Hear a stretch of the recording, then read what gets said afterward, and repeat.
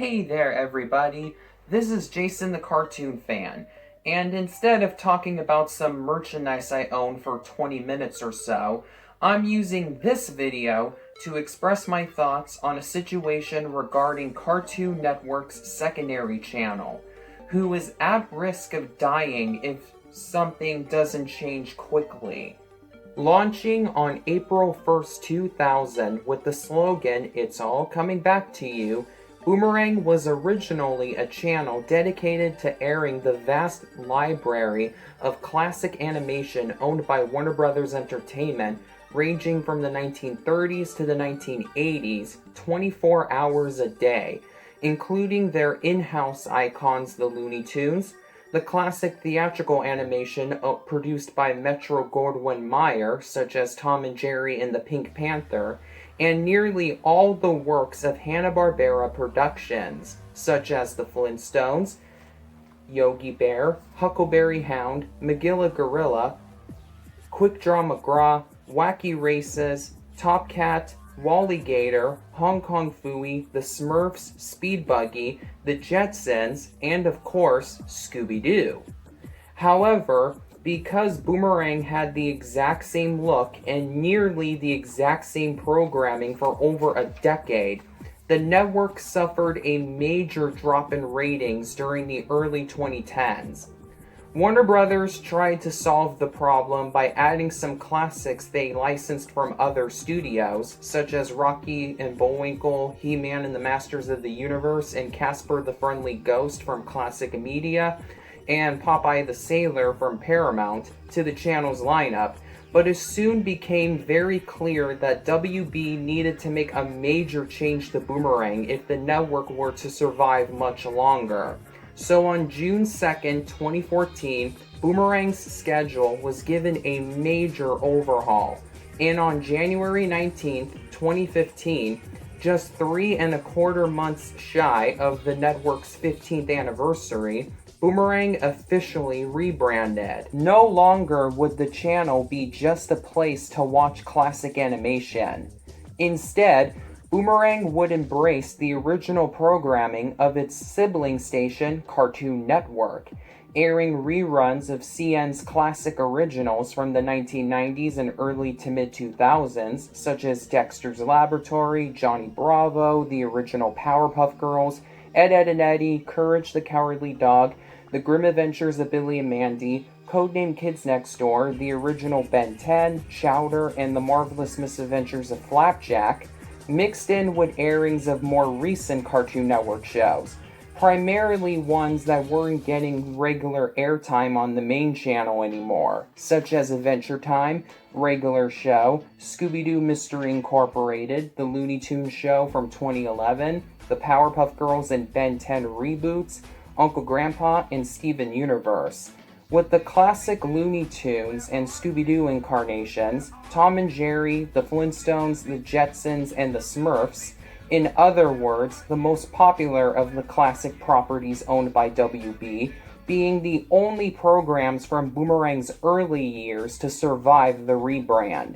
In addition, Boomerang would also begin airing new episodes of shows that Cartoon Network didn't think would fit in with what they were doing for the main channel, including new shows that have a connection to Boomerang's old programming, such as New Looney Tunes, Be Cool Scooby-Doo, and a reboot of Wacky Races, and programs produced in foreign countries that Cartoon Network got the US broadcast rights to, such as Nunchucks, Sonic Boom, Garage Band, Shaun the Sheep, and Grizzly and the Lemmings. Full disclosure, my introduction to Garage Band was through its airings on Boomerang. Though initially met with a severe case of skepticism by longtime fans of the channel, Boomerang's rebrand was pretty successful during its first 4 years, and from 2015 to 2018, Warner Brothers did what it could to change the channel's schedule and shuffle the programs that were on it monthly. However, in early 2019, Warner Brothers made some very questionable decisions that hurt Boomerang big time. That February, Cartoon Network decided to remove Adventure Time, the show that basically defined the channel's original programs of the 2010s, from Boomerang's schedule, and it began airing reruns on Adult Swim of all places instead. Then, in March, Warner Brothers decided to sell the broadcast rights to the Flintstones, one of Boomerang's flagship programs for over 18 years at that point, to MeTV, a network owned by NBC Universal that airs classic television shows, primarily live-action ones, from the 1960s, 70s, and 80s, thus essentially making the channel to live-action shows what Boomerang used to be for cartoons, which means that it can never air on Boomerang, or even Cartoon Network for that matter, here in the United States anymore. Finally, the straw that broke the camel's back was placed on the metaphorical camel on May 27, 2019. That morning, all of the Cartoon Network originals airing on Boomerang at that point, except for the Ben 10 reboot, unceremoniously left the channel, and the lineup became Looney Tunes, Tom and Jerry, New Looney Tunes, The Tom and Jerry Show from 2014, Baby Looney Tunes, Scooby-Doo, The Wacky Races reboot, the Ben 10 reboot, Bunnicula, DC Superhero Girls, The Smurfs, and Garfield and Friends.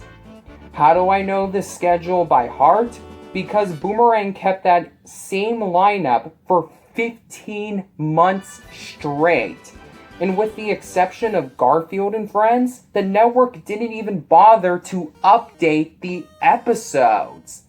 Boomerang only aired enough Looney Tunes and Tom and Jerry material to fill up a week's worth of time slots, and the majority of the other shows only had around 20 to 26 episodes each in circulation.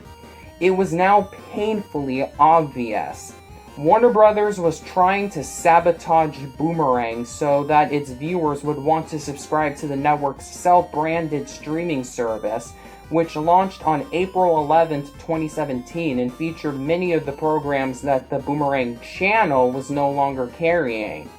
While that strategy may have worked at first, the launch of HBO Max, WB's answer to Disney Plus that covered all of Warner Brothers' core brands, including shows that used to air on Boomerang, essentially made having Boomerang as a streaming service pointless. While we don't know what truly happened behind closed doors at the company, I believe this circumstance made Warner Brothers realize that they needed to take Boomerang the network off autopilot mode if they were to keep the Boomerang brand alive. So they made a significant change to Boomerang's schedule recently as a last-ditch effort, which I'll be spending the remainder of this video talking about and critiquing. Unfortunately, it may be too little, too late.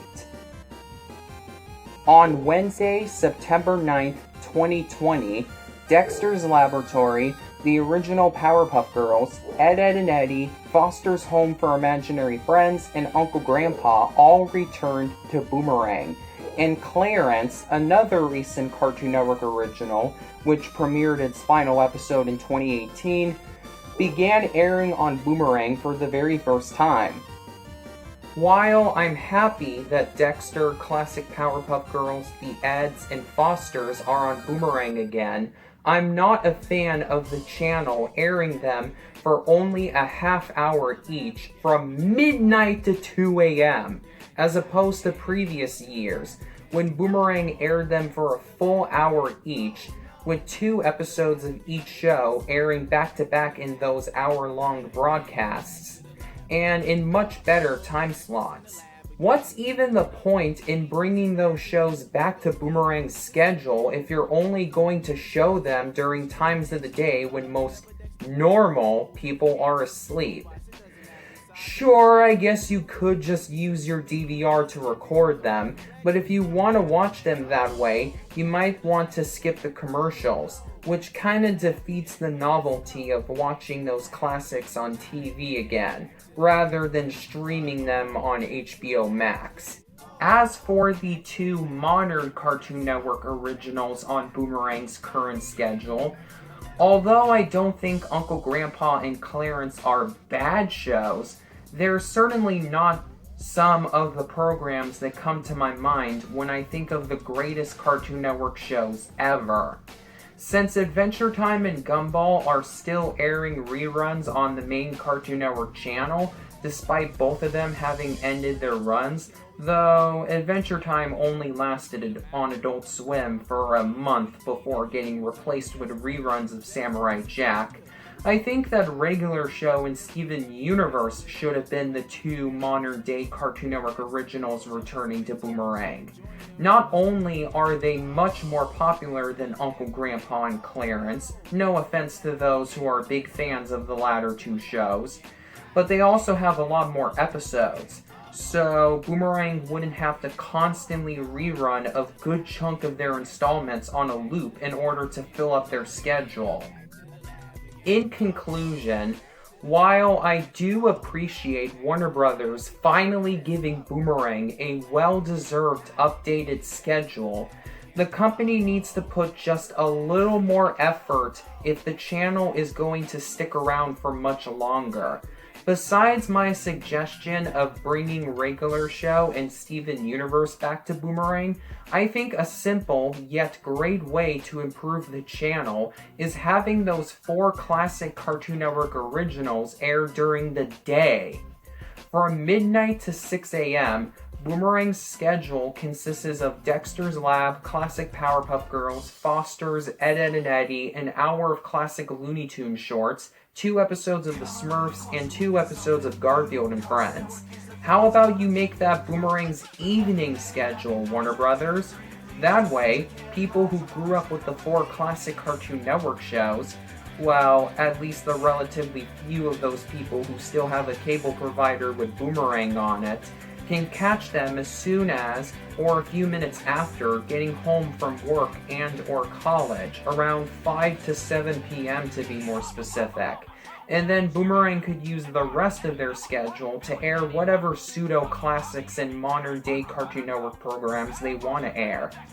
Full disclosure for those who haven't seen my more recent videos, I actually don't have cable at all anymore, so I can't watch Boomerang even if Warner Brothers listen to my suggestions. Regardless, I would still be happy if WB changed the network's schedule the way that I think they should,